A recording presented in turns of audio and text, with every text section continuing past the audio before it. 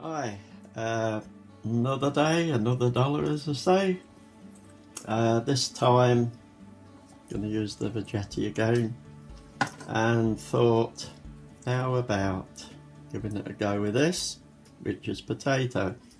So I'm not going to make a lot, because it's either going to work or it's going to really mess up. Pretty straightforward. Peel the potato. I would suggest you get a fairly big one.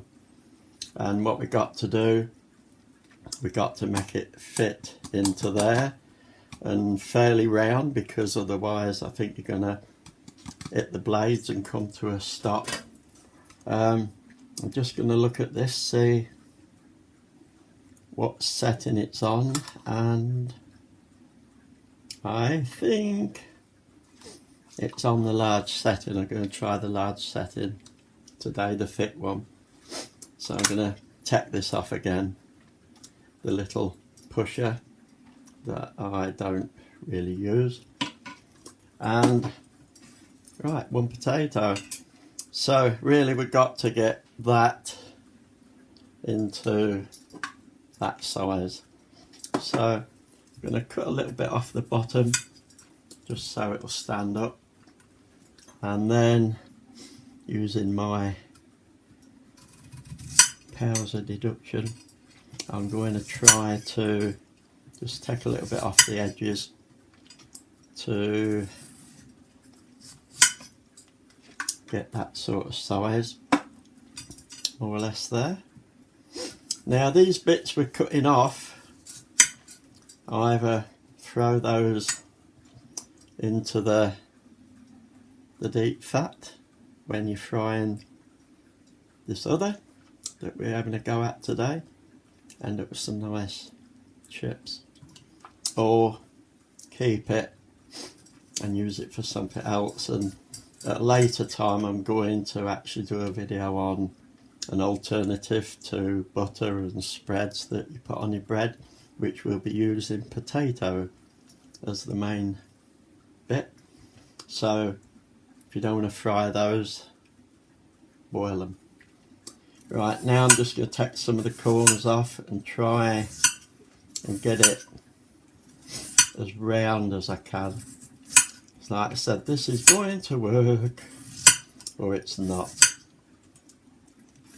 So I think for a good portion you probably need a couple of nice sized potatoes, but we're going to try it like this. So they are hopefully working better. And again, so really folks, you really have got to whittle this down pretty much. If it's not the size of a courgette, zucchini or a cucumber, you are stuck, unless you go and buy a bigger Vegetti, which I assume you can get. Let's have another go. Right, and that's the one it's coming out of, so we'll put it there, and seems to be working. Get it down to the right size before you start turning it, and then that should work. And that's what we're left with. Cool. Loads of those, a new potato.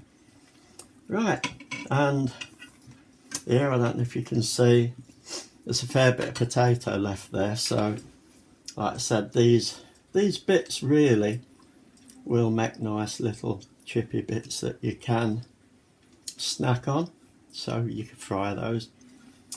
And I might do that, show you what they look like. On the other hand, put them in a little pot, boil and mash them up, and at a later time I'll show you this new spread, if you don't want to use butter, the butter type spreads and that all the time. It's a good alternative.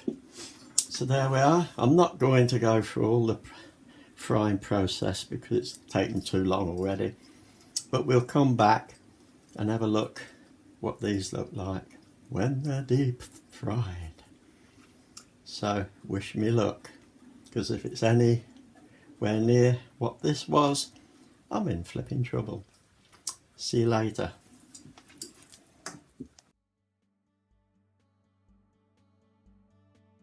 Okay, we're back. They've been fried. A little tip for those on the right hand side, the little bits we cut off. If we try and cut them a little bit more uniformal, we won't end up with the thin ones getting a lot browner before the thicker bits, but they're really nice. These on the left, just leave them, don't keep tossing them around. They'll come out a little bit like a nest, they're all interwoven, but they're really crunchy, succulent. Oh, I can't explain how nice the taste. I could be eating those the rest of the day. So give it a go, folks. Really, really nice. Have fun.